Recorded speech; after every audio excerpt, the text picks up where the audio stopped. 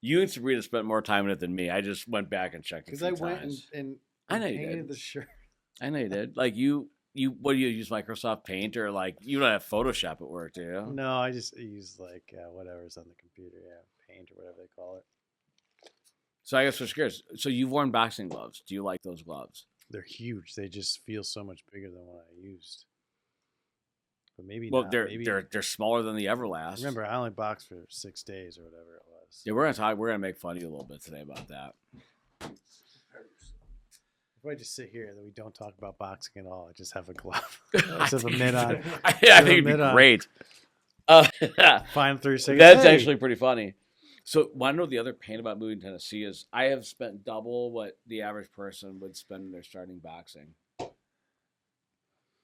Every person has like 2 or 3 pairs of gloves, right? One for bag work, one for sparring, one for mitt work. I don't need 3, but I did want 2. My trainer's like, he's like, never spar with a man with your mitt gloves because they're going to get smashed in. There's less protection for your knuckles in his face. We just had gloves laying around for those other stuff. Well, purchase now. So I've bought 2 pairs of Everlast, a pair of those, a second pair of Rivals, and then now a pair of because I'm going to have stuff in Tennessee and stuff here. And my justification is I'm going to be running back and forth for a week, so I might have a carry-on or like a briefcase. Huh? Once I start lugging my headgear and 2 pairs of gloves and shoes, now I'm paying for You have bags. wraps? I have plenty of wraps. Yeah. I haven't bought the hand ones. I don't know how to do them yet. Oh. I've tried a few times. In fact, the last few nights I've been. It becomes like tying your shoes. I wonder if I could still do it. Well, Let's do it right here live. So I bought Everlast. I bought some Cleto Candy Reyes. wrap. So my point is, I've doubled the cost because when I'm home working out, excuse me, when I'm home working out, did you lock the door by the way? You said home working out at home? Yeah, like with the when I'm hitting the It bag. was weird, right? When I'm working out at home and working the bag, I'm gonna need my stuff there. There's gonna be a boxing gym in Chattanooga somewhere. When you say remote working, do you say home working? Yeah, You do? Really? I will be. I mean, is that what you say? You don't say Working from home or remote work? You say, I'm home working today? Yeah, No, you working don't. from home. Well, right. Did I Why say would it you- backwards? Why would you say home working dude. out? When I'm at home working out, meaning when I'm at Chattanooga and I'm working out of my house, Okay. I'll All have right, a, all I'll- right, all right. I'll have a heavy bag there. I didn't mean to get in. So I'll need gear and all that stuff there, but I'm not going to pay to bring the bag on the airplane to fly it back to Chicago twice a month. Be that guy. This counts as a checked bag. I can fit it. So it just makes sense to me to not do It's that. like the people that bring their Right? So you just go land where you're gonna snowboards land. on the plane. It's like, hey, technically it fits, but like, come on, I've seen those people on the plane. Nobody really likes those. huge bags. And I'm under tighter restrictions because the only planes that go into Chattanooga are the little, like the Yeah. 3-row ones. Yeah, that's And like so they're Albany, overhead. too. They actually measure. It's got to be spot on. Yeah. And they allow the carry-on or like a shoulder bag or backpack and then one above. Yeah, same plane as when we go to Albany, So you get it. Canada, right? Where you're from. Canada, if- USA. So if you imagine this and headgear and shoes and a change of clothes, now I'm paying to check a bag. And so my thought was over the next 12 months, it will be cheaper just to buy 2 extra pairs of gloves and an extra pair of shoes instead of all those bag checks every month, twice a month for the next year. Well, you were just telling me about how you're more taking on outside general counsel roles than maybe what you were doing previous. We know you're not doing litigation. No, I don't litigate. I do pre-litigation. I like to call it that, which is when clients get in disputes and they come to me. Let's say it's related to a contract and simplest thing, a customer doesn't pay, has a dispute or whatever. I will try and step in and resolve it, but really up until the point of where it gets filed, and then our litigators take over from there. And I'm comfortable doing that because I did that for many years.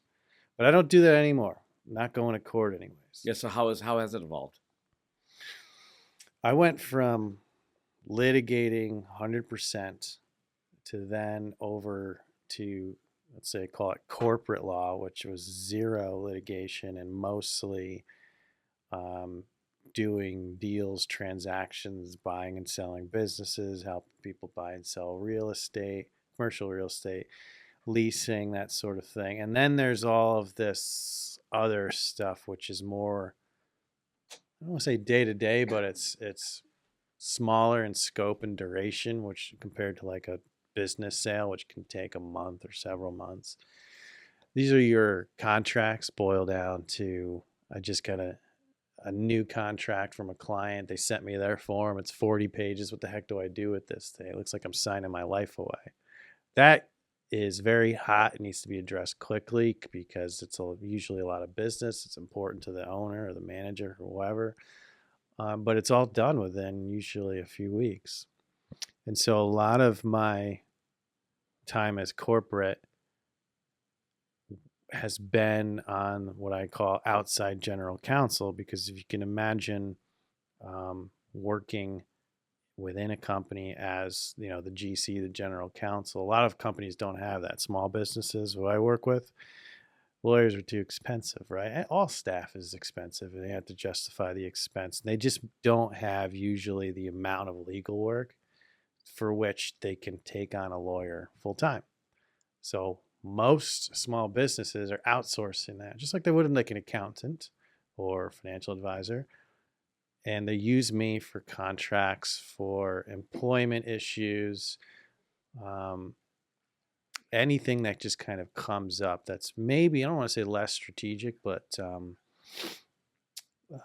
just smaller in scope compared to I'm selling my business now, right? Which is a major, major transaction. Still do those. I tell people right now I'm about 50-50. Do deals half the time and general counsel stuff the other half of the time. So when you're preparing a company for the sale of the business, at what point should they get you involved when they're thinking about selling their business? I like to say as early as possible, because I'm the one that, it depends on the client, but if I have been working with someone and I know, the ins and outs of their business, or at least the state of their contracts, employees, I know some of the skeletons in the closet, for lack of a better word. I know things that need to get done that are going to directly impact the value of their company. And so we should prepare and get out in front of that now. What I've started to do, it's almost like a health assessment for the business. It's like, let's look at it as if a buyer is going through like due diligence, for example. Here's a number of items that they're going to look at, either before or around they would sign a letter of intent for the sale. You're going to have to open your books, open your office, give them really full access. Let's do that now internally. Let's test it out. See what you have. Let's see what a buyer is going to look at and flag anything that's problematic. Because what happens is you get to the sale, and if you haven't done that before, now you have someone come in, especially if you're selling, let's say private equity or people that are in the practice of buying and acquiring businesses, really smart. They know what they're looking for. They're going to find all these things. And what's going to happen is they're going to come month, 2 months later into the process. You're gearing up, you're ready to move on. And they're going to say, hey, Phil, because of X, Y, and Z, we can't give you this same price anymore. Something's got to give here. And now you have the decision to make. Do I fight this? Do I take it back to market with these issues? Did I pull out, fix these issues? A lot of times the owners are so deep into the process, they don't want to back out. So they ended up just taking it on the chin, And all of that, most of it, can be prevented by just doing that same process early on. And it doesn't need to be tied on any specific event. They don't have to say like, hey, Tim, I want to sell in a year. Could be just say, hey, Tim, I just want to get on the right path. I want to see what the problems are today. Well, just makes sense. You're helping the financial strength of the company as well as you're helping them prepare, right? The worst thing that could happen is you drive some efficiencies with them, right?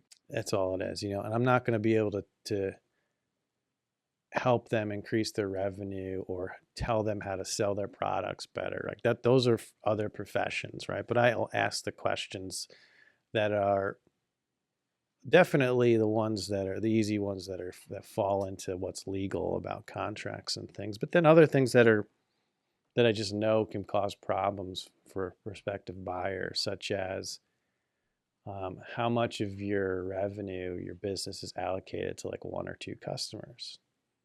And some owners are like, some owners are like, oh yeah, Steve, I've been in business with him 20 years. He's like a big client of mine. He's not going anywhere. And when you're reliant so much on that one customer, Sure.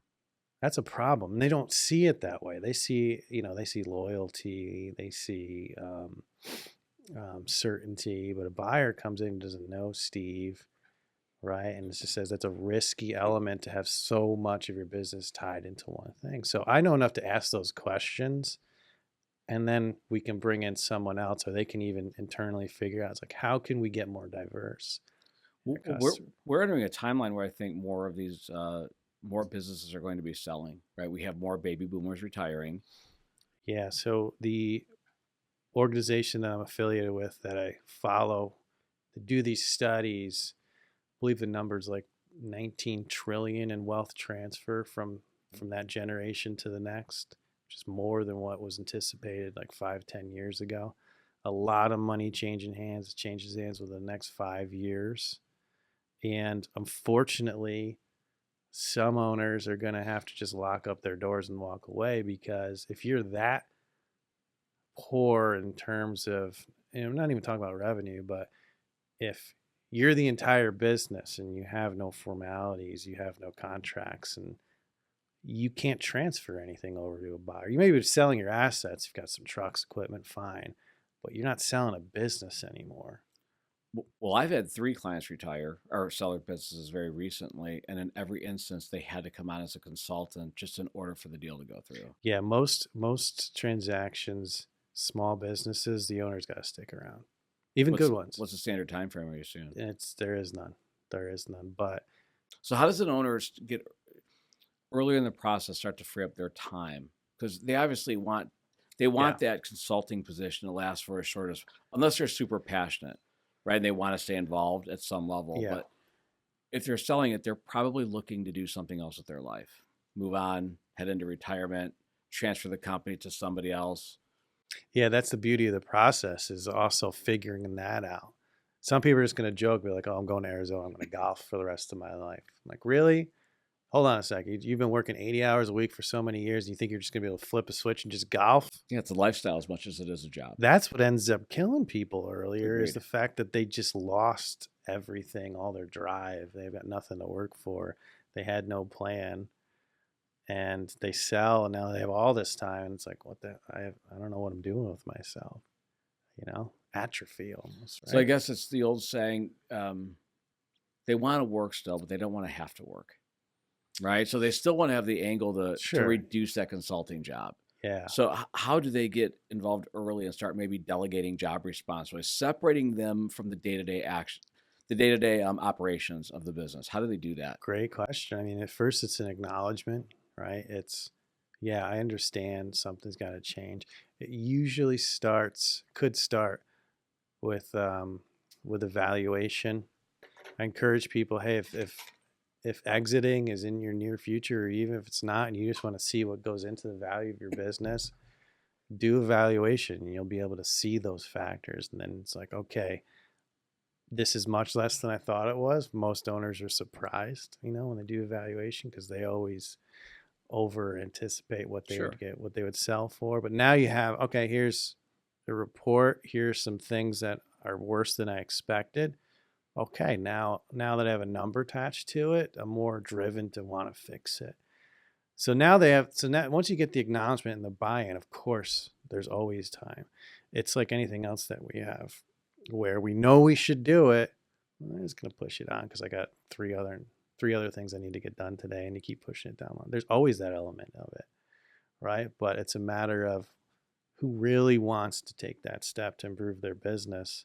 It's tough to convince people. Like, if you can convince them how to do it, and all right, this makes sense, I understand. Yeah, sure. I need to shore up my agreements with my customers, or figure out a way to formalize some of my relationships here. But once they have the plan and they understand it, to get them to act, that is the $10,000 question. So how did EPI go yesterday?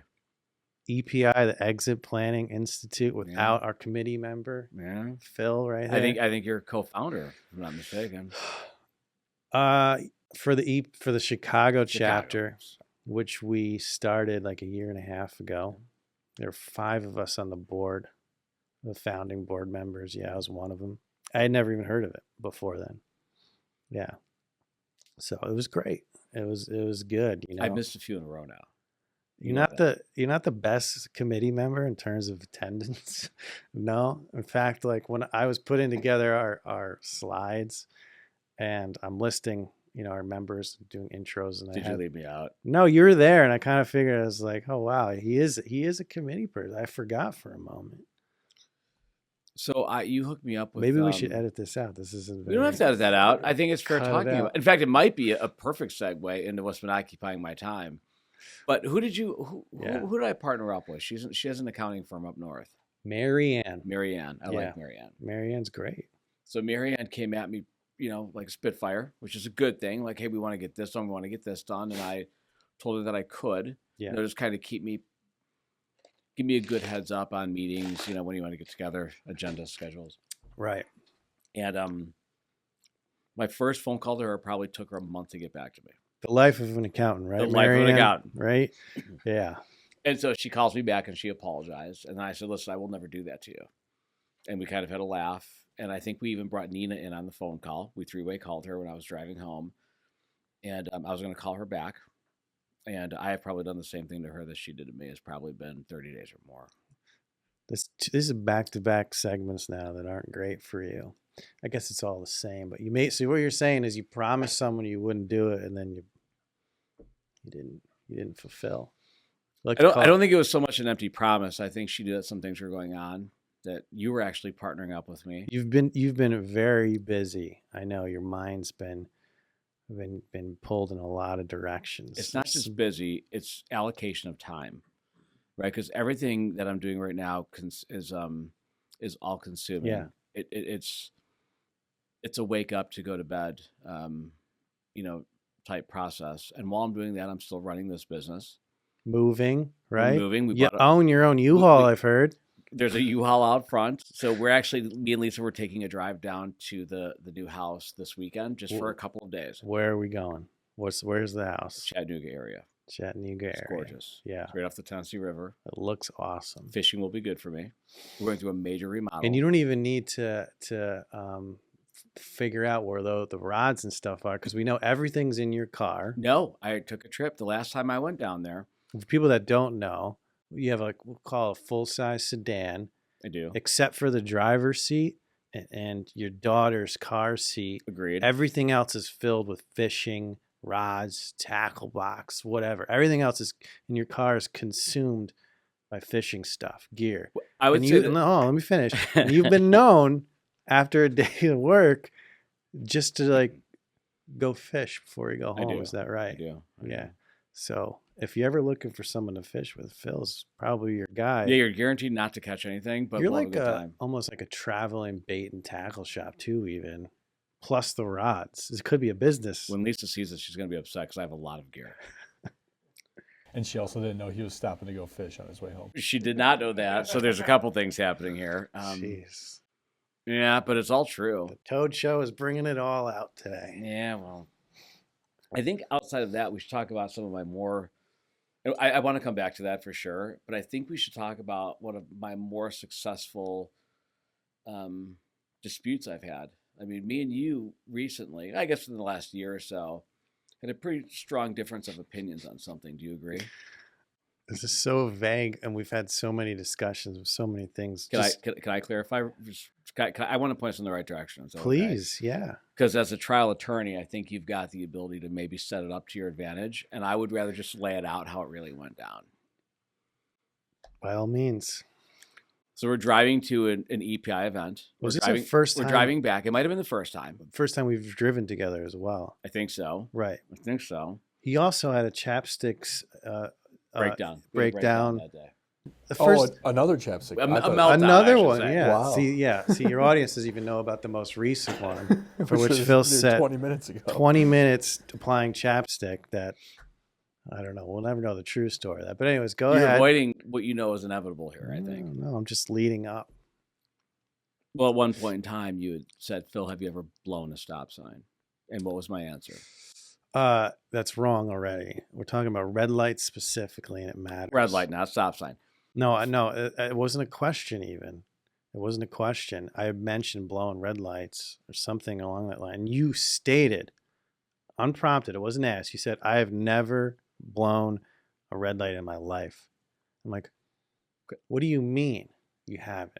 Right? And so this is where it breaks down. Nick, have you ever blown a red light? Absolutely. You have? Yeah. It's not even a question, really, Yeah. for most sane people that can appreciate what driving. Like, not like it's been red for 10 Right. seconds. You know, it gets yellow, then red, Well, and this then is might where cross the line. This is you where know. the debate comes in. Here, I'm glad you went there, Nick. I thought you might help That me. doesn't help your position. So in our networking group, after our conversation, I posed a question to our networking group, and we had a unanimous vote in my favor, saying that Phil's definition of one what person, I guess, was the only vote. Technically, it was unanimous. The It was only unanimous. person. Was it Phil that It was voted? unanimous. No, it wasn't even. No, it wasn't Phil. me. One person chimed in. I think they felt bad, and I think they said they were Team Phil. Can't use names.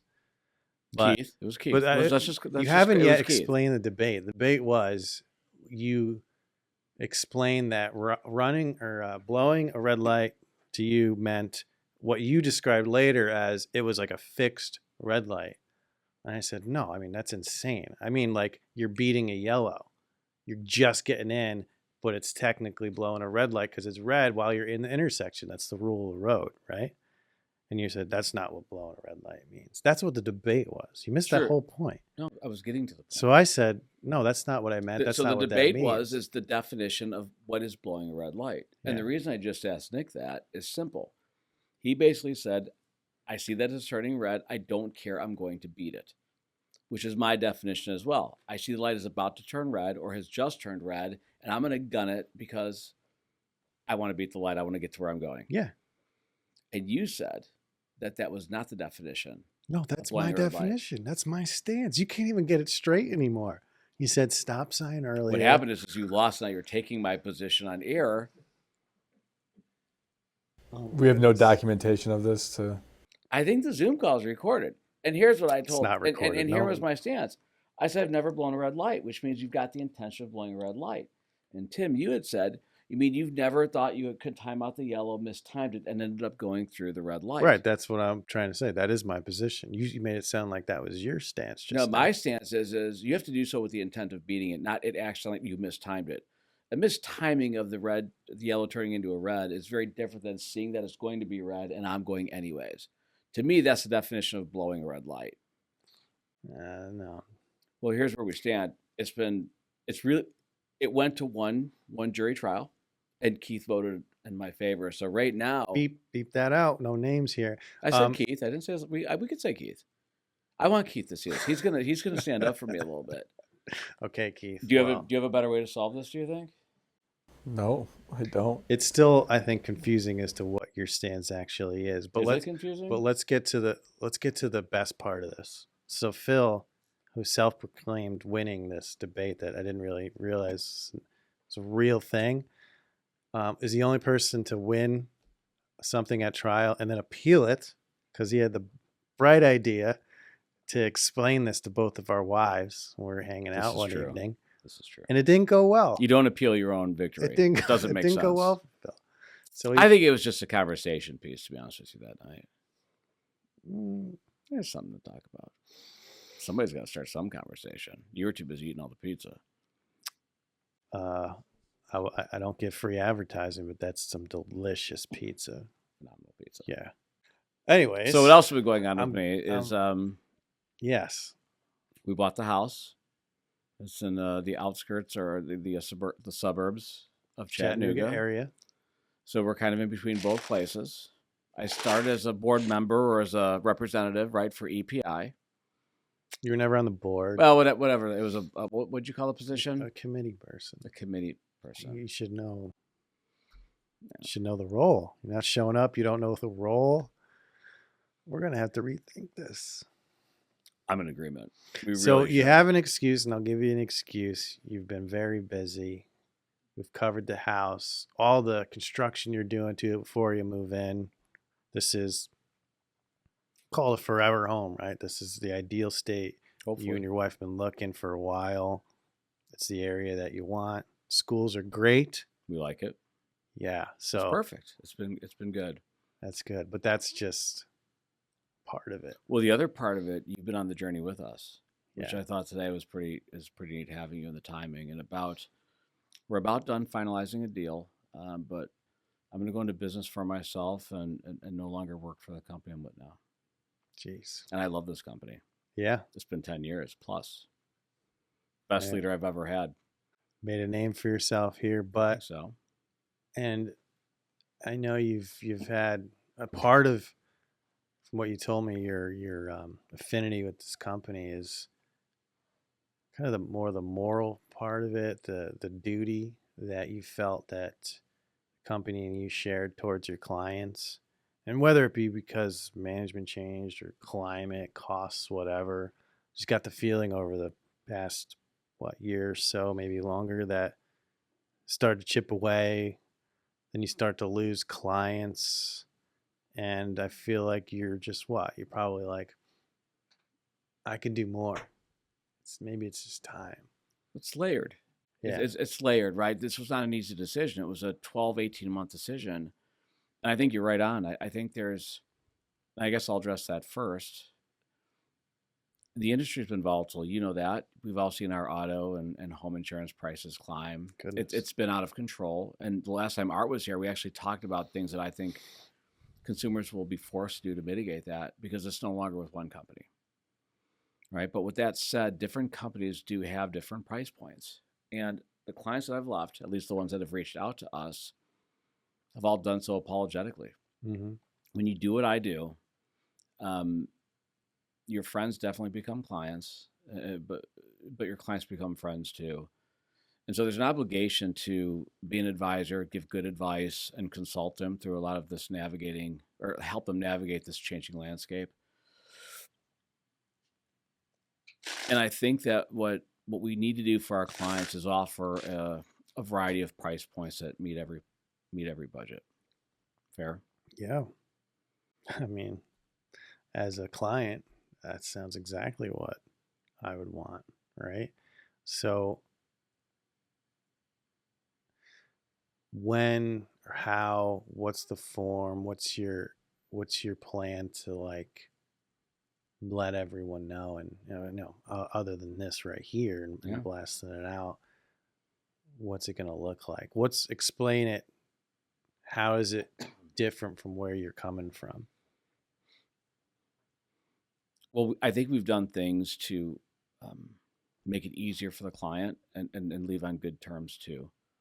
I told you leaving on good terms was probably the top priority for me. Yeah. And not just with my boss. And I believe there's going to be maybe a tear shed. I could be wrong, but we've grown. He's a sensitive guy. We've You know, grown I've pretty seen close it. over the years. He's been Yeah. a wonderful leader.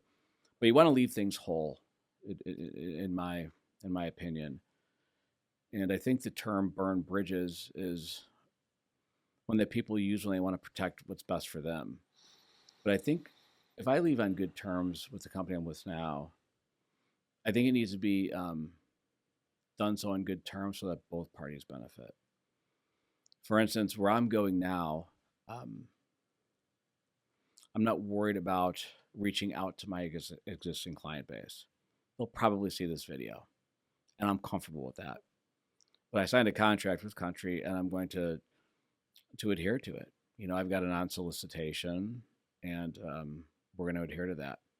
That's not to say clients won't find me, and part of me wants them to find me. But I think we've also built a business plan where you can't be focused on, or we have a new business plan and some other partners, other people we've partnered with. Yeah. Going to help us be more mentally geared towards finding new clients and growing this business as fast as we can. Oh, that's awesome. And you've got to be through the process. And we could talk a little bit. I want to shine a light on on you too, because you made reference to general counsel earlier. And Yeah, I have been acting really in that capacity with you both and going through this. And that's your success is mine as well, you know, and I do take pride in that. And um, we've gone through, and I mean, we have had two completely different experience negotiating with your potential new partners. I mean, on the aggregator side, and now you've seen it, like you've seen how negotiations can go one way or the other. And I think maybe the one most important thing I've told you, which I think you've really bought into, is don't trust what someone says a contract's going to do. The only thing you can trust is what the contract says. in our last conversation with Woody, and again, we could hush out that name later or edit it out. But in our last conversation with Woody, you know, we didn't understand some language in their contract, and the contract was a non-compete. And I want to talk about that, maybe a little bit more about that with you in a second. A lot going on in non-competes. A lot going on with that, but there's a non-compete, and you still have to understand what you're signing. And Woody told us, don't worry about that. That's only preventing you from becoming your own group or your own aggregator. Right.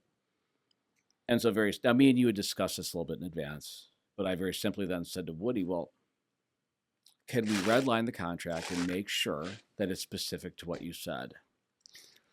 And he did not give us a clear no. He just danced around it and basically said, well, we're part of this bigger group now, and getting it approved through the people that, you know, would need to approve it. It's not going to happen. Yeah.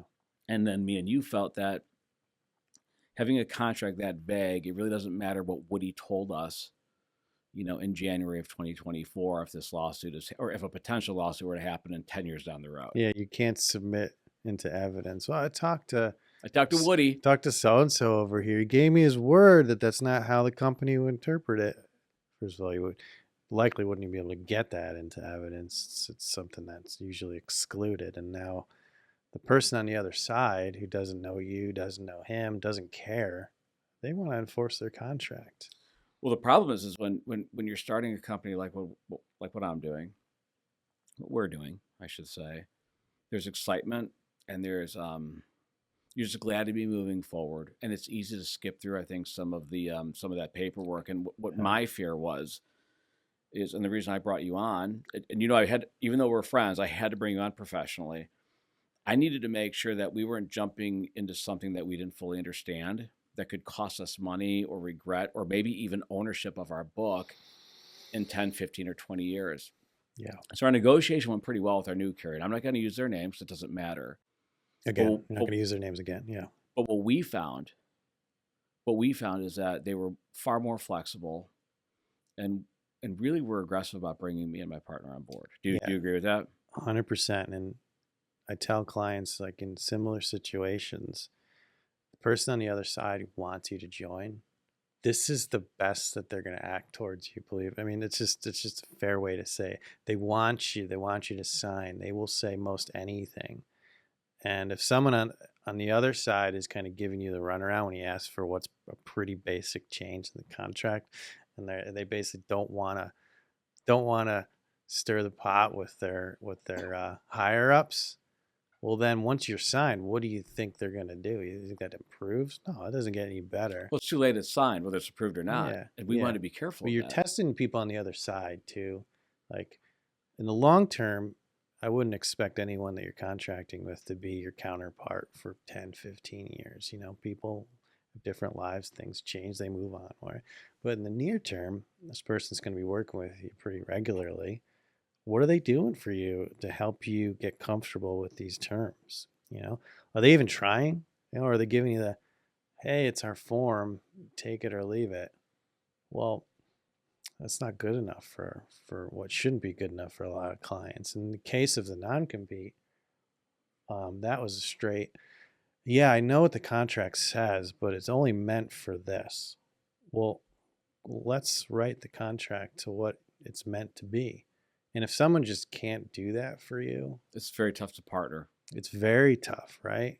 right? And so it's all even though I'm not going to say it was a small issue, but it was one very important. It's a big one. It's a big issue. As you know from like me, I don't go and rewrite something that I think is grammatically incorrect, right? For this kind of business, it's like I'm not going to rip up someone's form just for the sake of having proper English. As much it might pain me how some people write. Like I will revise what's material, what's important. That was very important, right? We need to change this to make it align with what the actual intent is. And if you're saying no, just kind of trust me, I'll take care of you. Oh, sorry, no. As I told you, you can't trust that, because even if he's around, he clearly doesn't have the power to make that decision. He's already admitted there's another entity above. And then more than likely, he's not going to be around when you actually need it. It's funny, but not only did I see it as a protection of me and my partner, but I also saw it as a protection of my relationship with this company. I feel like if something is well defined, it's agreed to, it's in black and white, it certainly will make any contract resolution or dispute resolution issues down the road. I just think it nurtures a better relationship, and it's done so with me, obviously, with my contractor, right? You help me negotiate his contract. And what I have found is, well, maybe initially, while having these rules in the sand and things drawn up, it could be awkward asking for those things up front.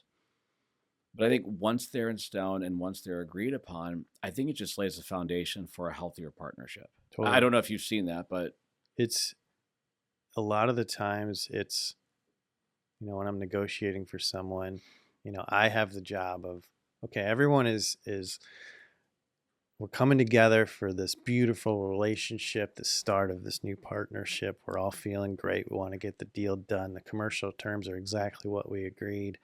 And then I come, and it's like, oh no, here come the lawyers. What are they going to do? But if I notice, I ask questions just to kind of start to explain positions. Like what happens if there's an argument, a dispute, if you disagree, like how do you guys fix it?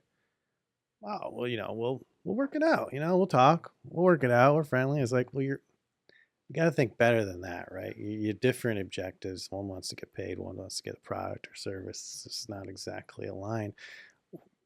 How do you think it would play out? Let's put it that way.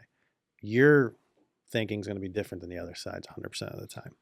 100% of the time. So why not then address it up front, just in case, get it clear so that it's there if you need it. Because most contract disputes that I see, especially when I'm getting them from like new clients, it's like, how do you help me with this contract? It's not that, oh, this is so clear and they're just not doing it right. There's no clarity whatsoever, right? Mm-hmm. There's no answer, or it's vague, or it's like in the case of poorly written, it just doesn't make sense. And the other thing too, it was also a test run on how we're going to handle these. How are we going to handle those disputes? So the way that we went into this contract negotiation, not only are we laying the groundwork for how we're going to handle these things, we also get a taste for how the other person is going to engage you, and kind of their motivation for an equitable resolution, or just acting. I think one of the terms you helped me formulate in my brain is just acting in good faith. I think it's okay to put that in paperwork, but I think we could both say that and put it in the contract. But during this trial run, I'm actually going to see what you think good faith means, and I think that's set for a very good partnership that I formulated with this company, and they were impressed that I brought an attorney on the call with us, and so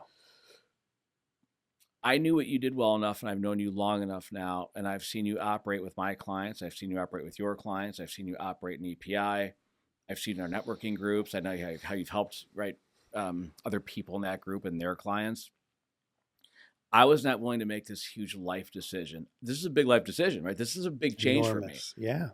It's a big decision, and we're opening up something that might be pretty significant, as you know. Yeah. I couldn't imagine having any misstep or looking back and saying, I wish. Because there's no redos. And so the small cost, and it's not an inexpensive cost, but it was much smaller than a mistake would cost me down the road. So you were with me. I made reference to being my consigliere more than being my attorney. Yeah. You use general counsel, which is probably a more appropriate term. I appreciate your But term. but I think that having you along the process, it also allowed our debriefings to be more on point.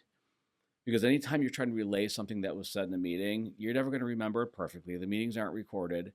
And so we could hear things both firsthand from the companies or multiple people that we've met with, and we could debrief accurately. And I think there were times I heard things and things you heard things and things that my other partner, heard things a little bit differently. And so we had to put our heads together and then we would go back with questions. Yet another reason why get it all agreed in writing, so there's no dispute later. And I don't mean to, going back to the first person who I will not name because we're not using names. I don't mean to pile on because I think he's a really good person. And Wonderful. if he was the one that was calling the shots, I would be like, we're in. Go for it. But he's not calling But the he's shots. not. But the irony in him saying, don't worry about that contract. That's not the intent. And then his cautionary tale of his own experience, for which came down to something he just really didn't negotiate well and how he got burned. I'm thinking we negotiated that pretty good, didn't we? I'm thinking to myself, you really just, he didn't make the connection, right? And at that point, it wasn't important enough to go into. But with a little bit more time in his situation, he's probably not even there in that seat because he's moved on to something else that he wanted to do. Because he didn't spend the money up front to make sure that what he was entering into is going to be best for him and his family down the road. Yeah. Which I think was the other important thing. And I don't know if I elaborated enough about one of the reasons that I'm doing this. But when you work every day and you build a business, you hire your own staff, you rent your own facilities, all the things that are associated with owning a business, I would like to make sure that if something happens to me tomorrow, that I can leave a legacy for my kids and my wife. Mm-hmm. Lisa. She yells at me for calling her my wife because she's not technically my wife. Well, I'm sorry, Lisa, for saying wife earlier because I was abiding by the rule. Listen, I'm not embarrassed to say it in the slightest. So no, you should not be embarrassed at all. She's wonderful. I'm not embarrassed to say my wife. Right? It's been almost 20 years, I think. 18 years maybe. That's almost 20. But my point is, you get so old, like you can't get exact. I'm getting that old, man. You just round up or down. I'm fighting. People the youth give you a age. break. I'm fighting the age, though, aren't I? I'm. Yeah, you're fighting the fight. You're fighting it. Yeah, I picked up boxing. You set up the gloves like that. I didn't. Trying to show them off a little bit. I think you boxed a little bit. You said so when I started boxing, and I want to come back to this.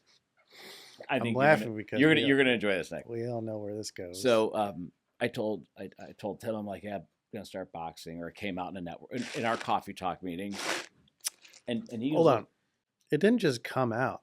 He stopped the entire meeting. There's like 20 people on the call, and when he said I have a big announcement to make, I thought he was going to announce the company thing, and I'm like, no, you can't do this now. Like, this is way too. You're not in there. He goes, I got a big announcement to make.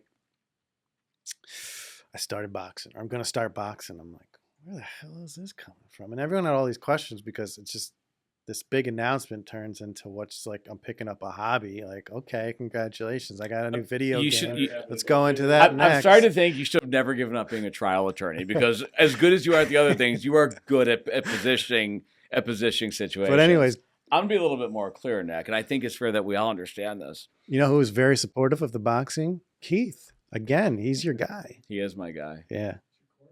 Well, at least he knows what blowing a red light means. Maybe people from New York see it a little differently. I don't know. Worst drivers, Chicago, New York. New York, I'd have to say the worst that I've experienced, Jersey. New Jersey. Well, I guess we're not doing any business in Jersey. I love New Jersey. I love New Jersey. I'm just saying the drivers, though. I don't know why. Just the people and how they drive? Just don't understand the rules of the road. Well, they understand. They just don't care. They just don't care. Yeah. Yeah, I'm always very cautious. I think you know what it is. I think me. it's what New Yorkers would be driving like if there was more space. Because New Jersey's a little bit more, spread out. So we're on the podcast, and I've been part of the original group for a long time in Coffee Talk, and you're involved too now. And I always try to do a business, a personal, and then something else that's going on in my life, just because I was literally there from day one, and I feel like a lot of those people have heard my elevator speech 100 times, and I know you can attest to this. I know you like It to doesn't always tease me. resonate with everyone, though. So I always try to give a little something of what's going on in my life, whether I'm hiring, whether or not we're moving office locations, whatever it might be. So I mentioned, hey, you guys know I've been a little bit on this health journey for a year and a half. I'm gonna box, and I started boxing. Fast forward to what I wanted to talk about here, Nick. Tim calls me up right after the Zoom call, and he says, "Why did you tell you were boxing? I used to box." I'm like, "Oh, with lots of respect, because I've learned this is a different game, right? This lots of respect for people that box." And so my next question is, well, how long did you box for? And he was less than 6 months. I didn't think about it for too long. It was definitely not a full year. But So as you know, and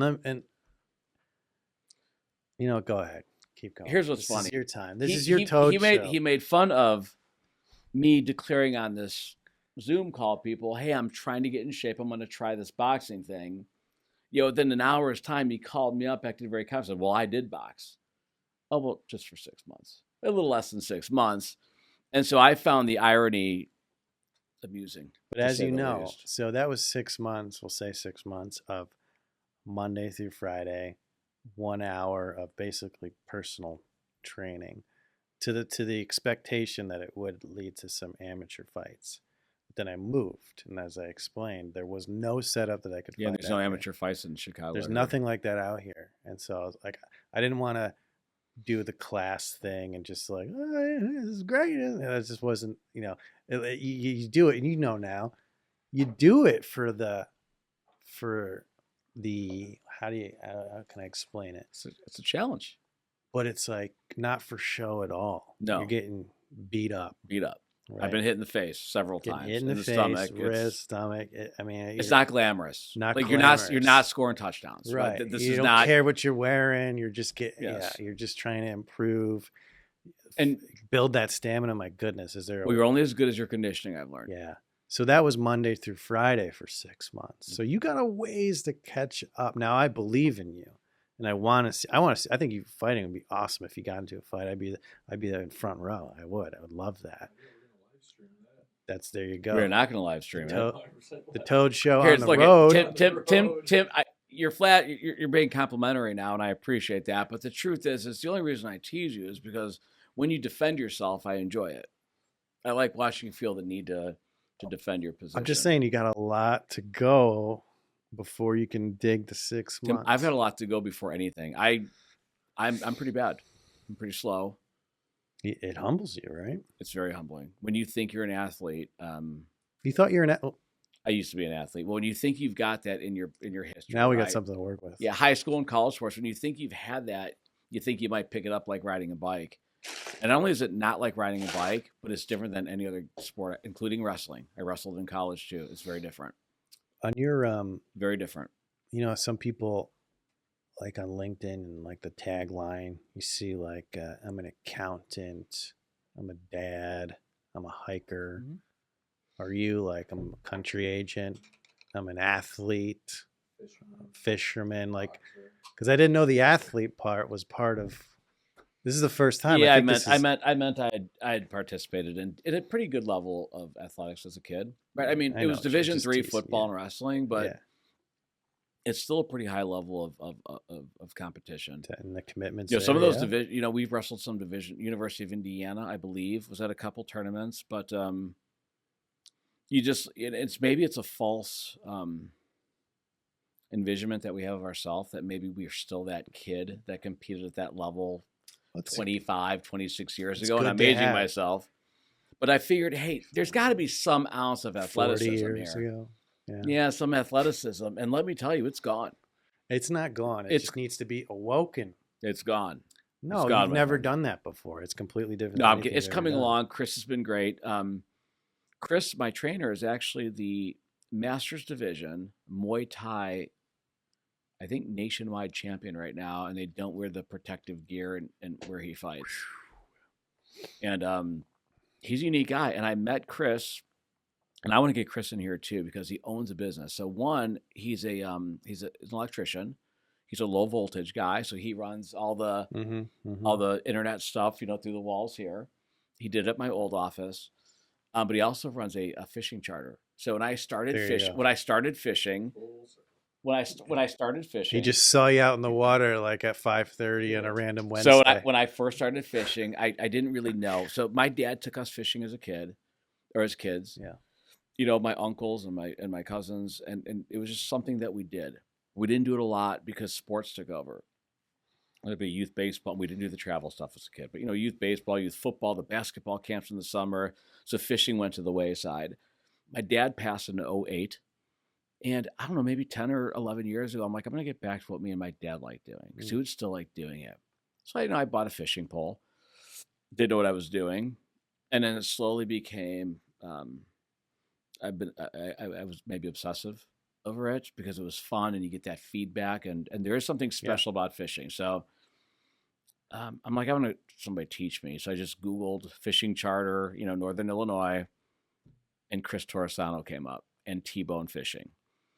And within a week, I probably had an appointment. I brought a friend out with me, went walleye fishing, got a couple funny stories that we can't tell here.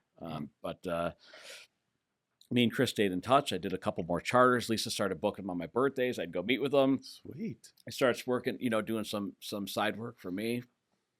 And I told him, I'm like, hey, man, I've always wanted to do this. I'm getting in shape. I'm lifting. He's like, I'll train you. And I'm like, can you train me? I'm like, this is boxing, not fishing, Chris, right? And he's like, oh, no, I fight. Come on by. And so I go by. It's an hour drive, one way. I do that twice a week. And I'm like, man, this guy's a real deal, right? Chris is tough, man. He's popped me a few times. But you could tell when somebody is really skilled at what they do. And it's a skill. And 2 or 3 weeks ago, I had said to him, when are you going to fight again? He's like, I can't fight till August or September, I think he said. And I said, how come? He's like, I got to fight this guy. They're having this international competition. I got to fight that. Whoever wins that. I'm like, what, they're treating you like the champ? He's like, I am the champ. And it resonated with me. I'm getting pretty good training, So in fact, this morning he sent me an Instagram clip of, how to use my back foot as a trigger for my jab. So he's an all-in guy. He's obsessive like me. Yeah. I'm obsessive over it. Really? Both fishing and the fighting. In fact, you asked me last time, what are we going to name this show or this podcast, whatever it is? And I said, probably Tight Lines. It just made sense because we're obviously sharing a logo, everything. Expert knowledge. And then I found out that Tight Lines is taken. And with this boxing thing, I'm like, I think I'm going to call this thing In the Pocket. Do you remember what being in the pocket is? No. So I guess there's this zone in front of you, right? Yeah. And it's called the pocket. And at the edge of that pocket is the power point or the full extension of your competitor. So you want to be in the pocket. You checked that this one is also available. I haven't checked yet. I'm going to let my attorney figure that out. We'll have you try to figure it out. Alternative. But I think what's most important to me about today, if there's a message, is, and I said it before, but your friends become clients and your clients become friends. And what happens is over the course of time, obviously their lives change and you have to change with them.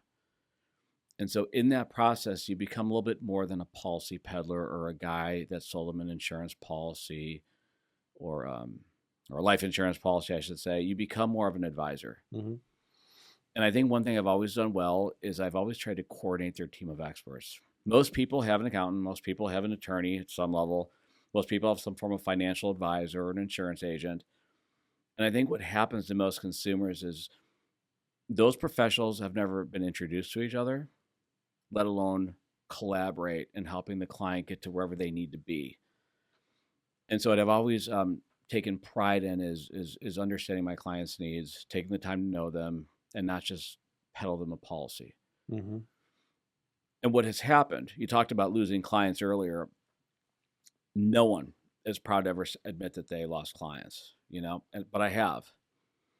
We grew last year, and a lot of insurance companies and agents didn't, so I had a positive year in growth. But when a client calls you up and says, Phil, I have to leave. And then they leave and they're gone for 3 months or 4 months or 6 months, and they still call you. What should I do in this situation? My advisor is telling me this. Seth called me the other day about the umbrella policy that he has. And the problem being is the obstacle is the price point. Now, I think I'm worth a certain price point. But remember, I'm leaving what we would call a captive agency where I'm offering one company's products and services, and now I could broker 50 to 60 to 70. And when you partner with an insurance company, there's usually three things you could have, right? You could have great pricing, you have great products, right? Great contracts, and you could have great claim service. Now, you could have none of those three in some situations. No one's proud to say that's what they offer, but companies do. But you can never have all three. And right now, there's so much pressure, I think, in the average American consumer's life, right? Utility bills are climbing. We've talked about these things before in my previous shows. You see insurance premiums going out of control. And so the client may not want to lose his or her advisor because they still want that advice. And I don't think I should be tied to one price point any longer. Well, now the obvious question, right? Which of the three are you going to give them now? Well, what's nice now is that they have the leverage to choose. So when you're working with one company, you're confined to what that company believes is ideal for the marketplace or who their core client is. And I think my core client should not be as, so harshly defined with such rigid borders. I think all clients deserve and are entitled to solid advice. And I'm sorry. No, it just made me think of, I think I know the answer. I hope I know the answer. Okay. Are we at a power deck? Oh, I just heard you hitting buttons over there. You got really distracted. He is kind of distracted. But go, what was your question? I'm sorry. By a little squeak. I think the most important element that your clients, price is very important to you, except for price. Why do I work with Phil? As you know, like for me, that wasn't the reason to switch to you, right? I think what's important is what you provide as an advisor, as a friend, as the advice that you give. You're the person that people call when they have a question, right? About usually about the products that you're offering, but sometimes more. Same thing with me. Sometimes it's not always legal, but you've earned the trust for people just to pick up and call. When you're switching over to this different model from captive now to non-captive aggregator, whatever you want to call it, and someone you transfer, you get a policy for someone, are they still calling you? Are you still their guy if something comes up? It's a good question. I suppose some might argue that since I don't represent the direct insurance company, that it might be best to call the actual carrier. Although I've built systems, and I think one of the reasons that my success is, or our success, I should say, I think our path to success is having systems in place. Is probably a better way to say it. And I think that we've built systems here that have created and sustained a great customer experience. And I intend on bringing those same systems where I'm at. So every client's going to ask us two questions. They're going to ask us, how much is this thing? And am I okay? And that's usually after something really bad happened. Mm-hmm. And we want to be the person that they call. We don't want them to call the direct carrier in those instances. So we want to be their point of contact. So going back to systems, we have layers of employees, and different employees have different responsibilities to service the client. What I have found that's best to have defined roles internally, so that when the client has specific questions, that we've got the right person at the right time that can give the right advice in a timely fashion. Kind of a lot of mumbo jumbo with, we want our clients calling us. We've got the systems built in to do so. But I think more importantly, what's even better for the client experience is not just the fact that they're comfortable calling us, but that there's systems in place to make sure that we're changing with the client when they forget to call us. So when we onboard a client, there's things that have to happen up front, right? You've got to make sure whatever's done, signatures are taken, payments are made. Right. We meet with our clients after 30 days. The account managers will meet with a client. So we have these processes. So at day 30, right, we review with the client, make sure payments run through, make sure paperwork is done, make sure underwriting doesn't need more information. It prevents a bad experience in case something was missed. We talked to clients at month 6 and the client went at the clients at a 1-year period. But on top of the constant contact in that first year period, we try to meet with our clients annually, because as the client's needs are changing, sometimes the insurance policies need to change as well too. There have been some changes with the Department of Insurance. Clients need to be made aware of. And so as those things happen, we need to be Johnny on the spot and make sure that we're there, not just to answer questions, but to relay important information, because clients don't always know what questions to ask. Clients don't always understand how their life changes or their situation changes, what that might need, what that might dictate they need from a policy change. Does that make sense? Totally. I mean, they know what happens in their life. Then however that translates into what you do, no, you can't, and you can't expect them to. Which is part of. It's a hard thing for professionals to get really good at. It comes down to listening. Listening's tough no matter what you're doing, right? Talking to anyone, learning about someone, listening's tough. You always want to get in and talk or tell them exactly what you're feeling. But you have to, as a professional, as someone, to recognize what's going on in their lives and be like, oh, wow, this thing that I did for you 6 months ago, I don't know if it applies anymore. In your case, like my case, that may mean you're not protected as you should be. Because clients you cannot expect a client to tell you what kind of product or service they need. Some are really smart and can get there. They know, I have an idea. But your value as a really good professional is to take just what's going on in their lives or their goals and translate that into a policy, a contract. Well, I think that comes down to the systems that I told you that we try to deploy earlier, right? There's a series of amateurs ad lib. It's kind of the saying in my industry, which is why we have a series of regimented questions that we ask our clients, because sometimes they don't know what they need, and sometimes they don't know what they don't need.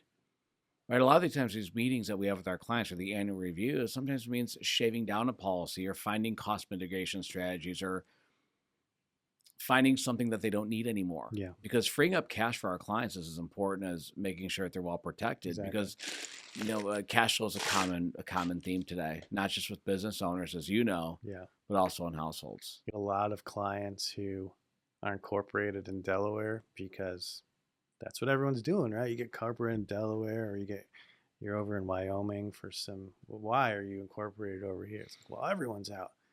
Delaware, everyone knows Delaware's got the best courts and laws for this thing. It's like, they're very good, but a lot of other states, most states have caught up now. The codes are somewhat uniform. But because you're in Delaware and, let's say, doing business in Illinois, you're paying twice as much each year to maintain your company. It may not be a lot of money at the end of the day, but it's just, why are you throwing that money away? It's because they saw someone else doing it, right?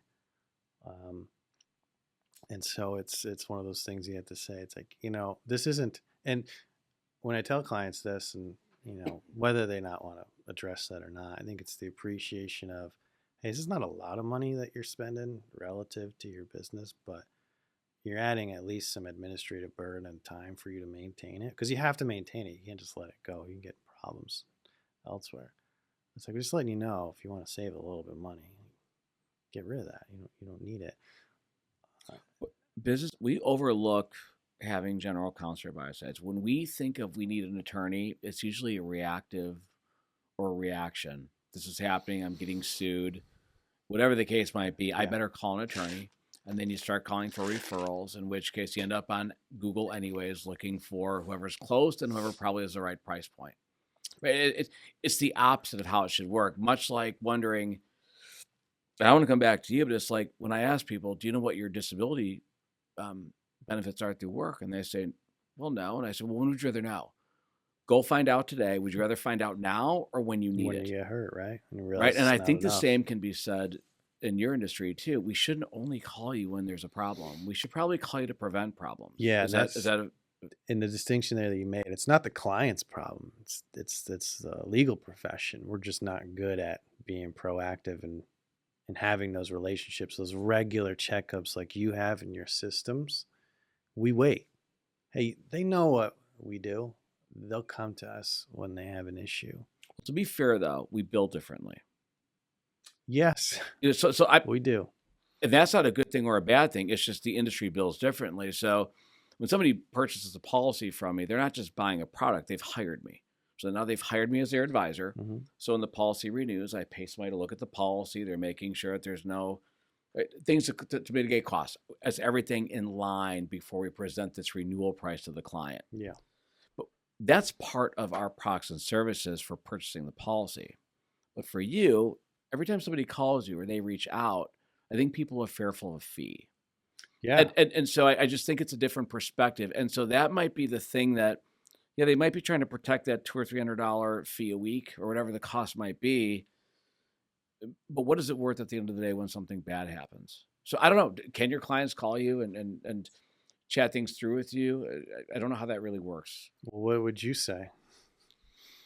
Well, they obviously wouldn't reach out to you, but they'd call the office. No, I'm saying your experience with me and questions and stuff and phone calls, and I guess it's a little different. Well, I think you bill fairly. Yeah. I don't know if I'm a good judge of that because we are friends too.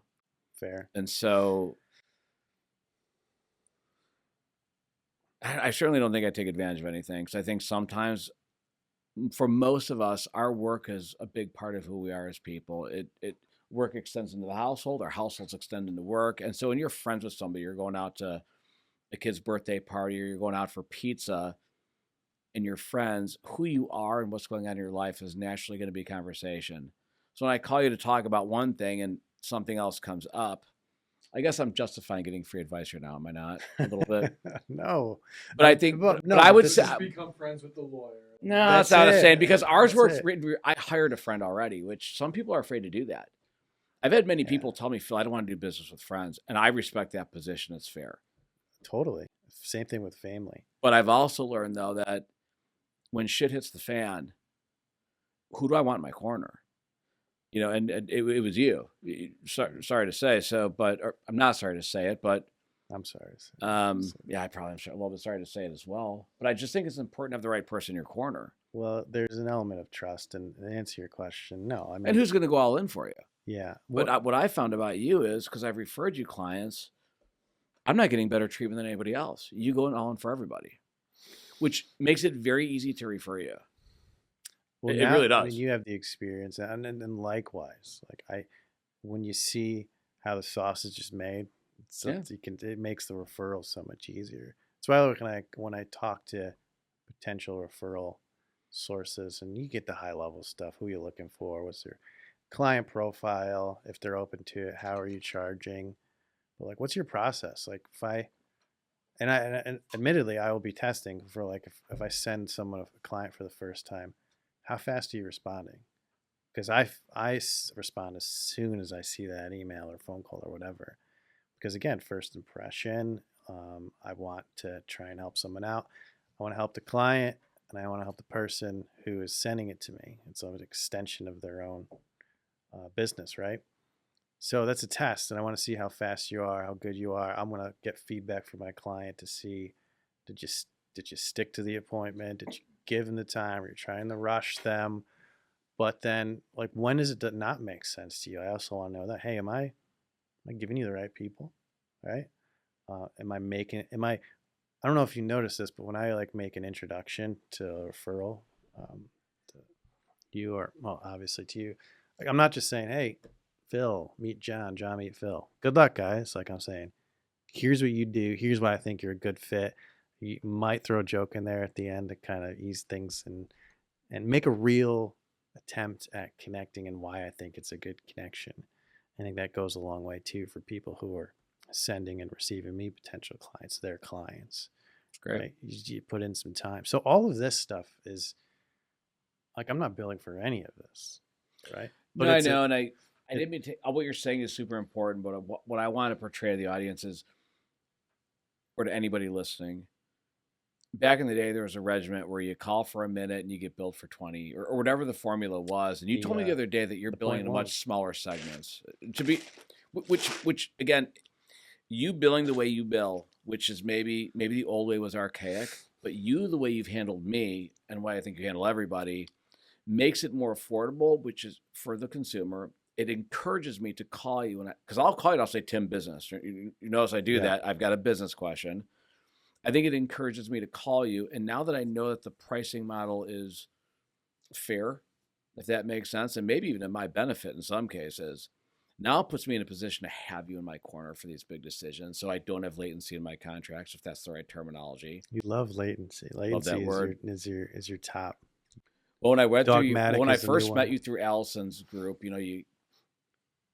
I looked through people's profiles to see what areas of law maybe you're an expertise in, and contract latency resonated with me because I've been in bad contracts before, and I've had you get me out of 3 bad or help me avoid 3 bad contracts, starting with my lease. Yeah. Secondly, with my general contractor who is taking a huge amounts of our money and earning it well. He was doing a great job. It should. And then thirdly, with this business I formulated and the cost that I've spent relative to what you've put me in as from a competitive position, you just put me in a much better spot. And I feel like you've also encouraged that with the fair billing model. Yeah. Could you elaborate on that maybe? Sure. I mean, that's a compliment. So thank you. And it works for you. And obviously I think I'm fair for you. I don't, buffer time. It's just, I want to provide value and I want to feel like my clients are getting great service and at a fair price. I'm not the cheapest person around. I don't think that's a very good way to promote yourself as being Agreed. the cheapest, right? I'm worth more. I know more than a lot of people. I have a lot of different experience that makes me do what I do now a lot better than other people.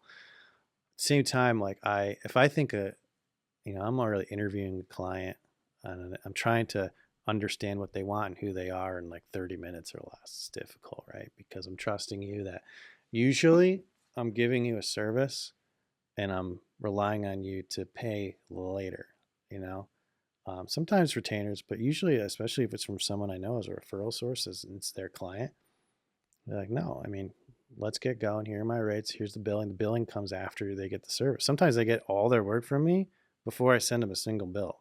So there's some trust there. I'm trying to figure them out. Speaking of which, I think I have a bill to pay with you. You keep saying that. I've never keep bringing this up, but yeah. But anyways, my point being, if I find that it's a good fit, I will introduce alternative arrangements, whether it's, this is part of the evolution of going more to the general counsel as a more of a long-term relationship as opposed to just a fixed project in time, like a sale. My ideal client is someone that I help. It's really you guys, right? Structuring you, getting there from the beginning, growing with you as you expand, handling that, working with you, and then exiting, right? That's the ideal. Sure, this event right here at the end is huge, but it's gratifying not just for you. I mean, ideally you're going to have a ton of money coming away. But for me, it's like, I helped that, supported that all the way through. They're getting this deal because of what we were doing way back when. Even if they don't realize it, I can realize it. So my evolution, my practice is now, for some businesses, maybe the hourly rate just doesn't work. It's antiquated. It's kind of forced down because everyone's doing it. Maybe the subscription, the monthly charge for like a set number of hours, no matter what it is, 1 or 20, the price is the same. It. And I like the fact that it's a price certainty, right? This is what you're going to pay regardless. Put some parameters around it, right? I don't want people to abuse it, but it should be an option for small businesses instead of just being hit with this hourly rate, It's fair. So, but the thing is, it's like, when does it become worthwhile for a business? I mean, every business is it's not going to be like, it's going to be $2,000 a month for everyone. That wouldn't work, right? Let's see what your business is, what your needs are. Here's the number. Does that work for you? Yeah. All right, here's how much time is allocated to that number, with the expectation if it goes a little bit over, a little bit under, the rate, it's the same, right? So it's risky and it's unusual in what I do, but I feel like to be, like you said, the fear of even calling a lawyer, like I don't want that, because what's going to happen is when I get these referrals from people that are farther in the process and maybe they have a dispute. And I'm saying, man, for like an hour of my time, A year, 2 years ago. I could be saving you so much money. Like this is, I can spot this immediately. You don't even need to tell me what the issue is. I can see it just in the file that you sent me. So And it's also having an industry. I think it's we all need leadership in our life. I think we all want leadership at different levels. And I think having somebody lead you through, right, the legal landscape could save you so much pain and financial damages later. In fact, we talked about one of the things I kind of took us on this path on purpose. We talked about what happens when you end up in that litigation with that big company. So if me and Woody hadn't come to terms and said, hey, we're not going to beep. Look, we're not going to redline this. We're not going to clarify this Yeah. language at all. Yeah. Right. Well, these big companies know that they could outlive me too. Right. My pocketbook is only so deep. It's a strategy. And if you're going up against a big company or a big competitor, I guess not a big competitor, but a big company, they know they could outlive you just in legal costs. Yeah, because you've also not negotiated the dispute process. And if they're out of state, you could commit to litigation in California, courts you don't know, attorneys you don't know. You're going to travel. I mean, those costs. When people come to me and say, hey, I have a contract dispute, could go to litigation, how much am I looking at? $50,000. If that doesn't start, I'm probably $100,000. Like we're talking real money for a lot of In which small case, businesses. even if we didn't clear that up, and if they 50 is wanted really to, I would have yeah. never been able to compete in the industry again. I shouldn't even have said 50. That would be a A joke. small number. That'd be resolving it early. To go to trial, it's six figures. Sure. Easy. I don't care how small you are. Which, and again, I'm just trying That's to just what it I'm is. just trying to qualify how small that fee would be to get you involved early, like I did, so that doesn't happen and you don't lose your business. So it's and people can understand that, right? But there's a lot of products and services. You have the same where it's like, if we just did this, like I told you, I'm going to help you anyways because you need the help. But man, that's just a really missed opportunity and an easy thing we could have handled back then. So what I'm trying to prevent, and this is why I like your model, which you pointed out, Nick, is that I want people to feel like they can contact me if they need help when they need it, not to be like, yeah, not to be like, he's gonna bill me for this. I don't want another bill. I'll just figure it out. That's what happens. Then they call me when it's too late, and I have to have that conversation. If you're ready to tell somebody that it's too late and there's nothing I can do for you. Yeah, It's a tough phone call. you can decide whether to review a contract or negotiate back then. It's completely in your control. You get sued, you're forced now into the situation. And by the way, it's not only depends on your counterparty, who's obviously mad, but their lawyer, depending on how they like to negotiate, if at all, could drag it out even longer. I mean, I don't want to get too far into litigation. I left litigation. It's necessary to resolve. But it's a last resort. It should be treated like a last resort. It's very expensive and time consuming, and a lot of it could be avoided by just getting certain terms. You're talking about contract disputes, right? So, yeah. So And the worst part about it is when you're going through these, you're not focused on your business, which is why you started this whole thing anyway, is to run and grow a business. So not only is it a financial drain, but it's a deterrent from what you're trying to accomplish with your life. We talked about how we identify through work, right? You said you don't want to retire and do nothing, right? It's Yeah. part of who we are. Well, now in the middle of what you're doing, right, of who you are for a living, now you're fighting for it. It All seems the time, to yeah. be a huge distraction, to say the least. The It emotions. just doesn't make sense. Yeah, because as soon as someone files a claim against you, I mean, it's up to them or the court. It's not up to you. It's up to them or the court to say when it's over. Speaking of that, what did you mean when we were doing this lease negotiation? I didn't mean to make you look at the ceilings. Right, with this lease negotiation, you use a terminology that I think most people aren't aware of, but they're quick to make the mistake, and it's operating outside the four corners of the contract. Yeah. What did you mean? Because I made what I thought was a very clever agreement with the property manager, and you said, don't do that, put it inside the four corners. What did you mean by that? It comes down to the non-compete with the person that we don't name unless we're bleeping. No. When we're doing this building, No, I I'm want- saying but- it's the same point, right? Oh, okay. If it's agreed, put it in the contract. Otherwise, don't count on it. You can't because So you don't want to reference an email agreement that No, you had or a text doesn't exist. message. It doesn't exist. It So doesn't. you can never say, "Hey, we text." So if one of somebody you're working with sends you a text and you're thinking, "Cool, I got it in writing," that's not necessarily in writing. Totally not. So I mean, it depends on your contract in that case, but most likely not. And like you get to the bottom of the contract and it's the miscellaneous terms and no one reads them because they're boring and they're Yeah. boilerplate. There's this one that we refer to as an integration clause, which means nothing outside of this document matters. This is our entire. How many contracts have that? A All lot. the- A lot. Most of them do. To protect things that guys like Woody might tell us off the Yeah. record. Yeah. and Whether or not. The company's protecting itself, right? Yeah, it's clarifying that those emails, those texts, those convos, they mean nothing. People don't realize that's what it means, but that's what it means. So when you come in court, it's like, oh no, this guy texted me and said that, no, that's not what that means. It means this when it's clearly not that.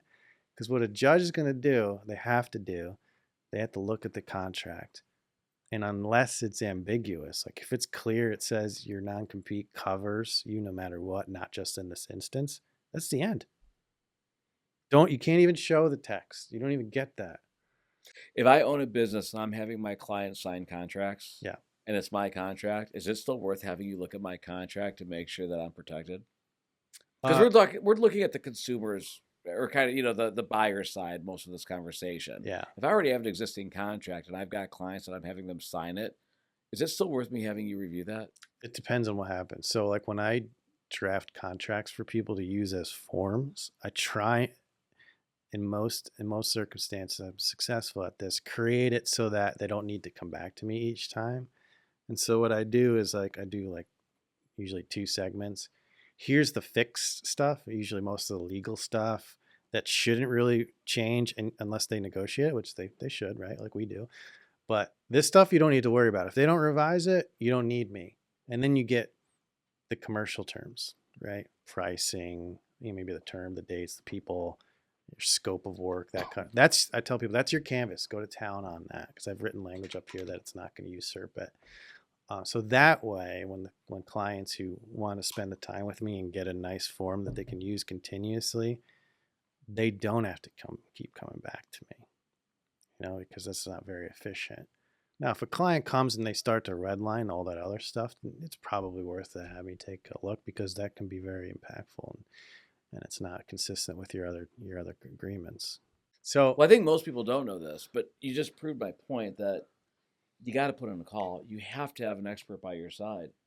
And if you try to go into these matters or any negotiation or any contract signing without understanding the document, you're probably in a worse position than the person that you're signing it with, if that makes sense. Probably. yeah, you're not doing anyone a favor if you're not getting your agreement in writing. You're just not, because inevitably things go wrong and there's no clarity. No people in that position now, you're at odds. You think you're going to come to agreement on how to handle the disagreement? No chance, right? So Yeah. get it in, figure it out, spend the time up front before you sign, and then at least you have a process to follow. Same thing with setting up companies, right? The operating agreement, the buy, sell. Again, All the things we're working on. all the things we're working All on. the things we're doing. I love you guys, right? But I have to be the one that says, what if something happens that's unforeseen? We've done some creative things too. Me and my partner have had pretty good input. We've had pretty good input, right? I think our solution of the buy-sell agreement was pretty cool. I'm going to take ownership on that one. Buy-sell agreements are making sure that, but you understand what it is. Well, I'm a type 1 diabetic, so I can't have an insurance policy on myself. And I think the idea that we had with the cash values was a good solution of that for an uninsurable partner. Yeah. It's not the only solution we had, unless you had another one in that instance when the partner was uninsurable. But no, that was great. It's a great idea. you have to have some heads together in the room.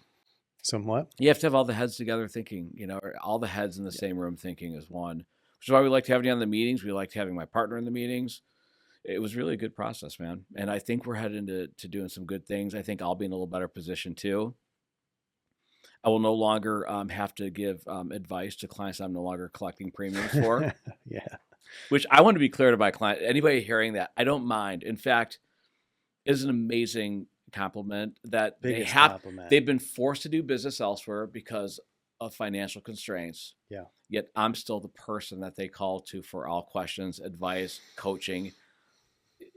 It's a high And compliment. you answer. But of course I do. They're my Yeah. friends. That's right. I started by saying your friends become your clients become your friends. And what's very interesting about business friendships, and I don't know if I'm going to verbalize this the right way. It's very easy to do buddy with your friend from high school that you've known forever. But it usually takes a very similar person, somebody who works hard, somebody who has a mutual respect for each other to become friends through doing business together.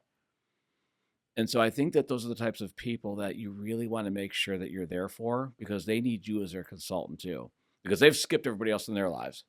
They've had 1,000 of me before me. They've had, 1,000 advisors, 1,000 insurance agents, but yet they still trust me. And so I think it's incumbent upon me to find a way to continue to be that person for them as long as I'm qualified with their questions. But I think it's also incumbent upon me to find a way to make sure that I can be paid, compensated for it. As you should be. And being a captive person, regardless of the company, this is not an anti-company thing. We clarified that in the beginning. But it doesn't mean that their price points meet all my clients. And it certainly doesn't mean that my clients don't all still need me. And so I think this puts me in a position to maintain those relationships and maybe grow new ones. But I think the same could be said for you. We've said it 100 times. I think you do a great job. You help me out. And I appreciate you. Is there anything else we should talk about today? We talked a little bit about EPI, didn't we? No, I think it's good to end on your next venture. You're going to look back at this, and even like a year from now, it's going to be so totally different. I think we all believe it's going to be great, but this is exciting. It's been a year, man. I think it's looking really good. Yeah. We're all happy for you that know you, your friends and your clients will be friends, and people that will probably seek you out once you make this jump. Yeah. And it's going to be awesome. And the new venture, we could be 50 states now. So my clients that have properties in Florida or California, you no longer have to say, no, I'm sorry. The scope of what we can do is much greater. I've had friends that are on the boards at pretty big hotels across the Midwest. And that was out of the scope of the company I was with. And that's okay. But that doesn't mean I should not make revenue on it because I can't find a company where it does fit their risk or it does fit their, what type of risk they want to get involved with. So I think it's going to be best for everybody. But we'll see. It's been quite a year between the fighting, the move, the house shopping. I'm going to be living in 2 cities for quite a while. The last thing we should talk about with my new venture, if you don't mind. Schedule? The schedule. Yeah. The company is going to be headquartered in Chicago still, or Illinois. We'll probably have branches as we grow, and we're going to grow smart, right? We're not going to try to go too big too fast. We're going to move as it makes sense. But I will be really living in 2 states, which is where I started to go earlier before we kind of really kicked off the call. I've got 2 sets of clothing, right? I've got my business suits at 2 locations now. I'll have fishing gear at both locations. I have boxing gear at both locations because as I move back and forth, we want life to be pretty seamless, if that makes sense. So, but like Lisa, just to squash any concerns, he's got a single family, single wife, single family, not like that double life you hear about. Yeah, we're pretty excited. We think that where we're going is going to have a pretty nice, really good school system. And I'll probably even get back into coaching again. I coached football for 10 years. Well, the first time I saw you, you had a hat and shirt on. I'm like, who's this jabroni on here with all this? Yeah. I coached high school football for 10 years at Downers Grove South High School. Yeah. I retired a couple of years ago, knowing that we wanted to move to Tennessee. Yeah. And the community we're in has got it's really a quaint little community. The high school field is tucked away at the top of a hill. It's just a great little place. I can't make the commitment while I'm living in 2 states. That certainly wouldn't be fair to the kids. Yeah. Certainly wouldn't be fair to have coached there for 1 week of summer camp and not the next, and some games and others not. No. But I think once things get settled, and we talked about delegating. making sure the business can run without you. As I continue to train and make sure this company is super efficient, maybe I could manage it from a different state, but I'm definitely going to be here local. And I don't think I've had too many meetings that weren't done via Microsoft Teams anyways lately. So I think all will be good. A lot of change.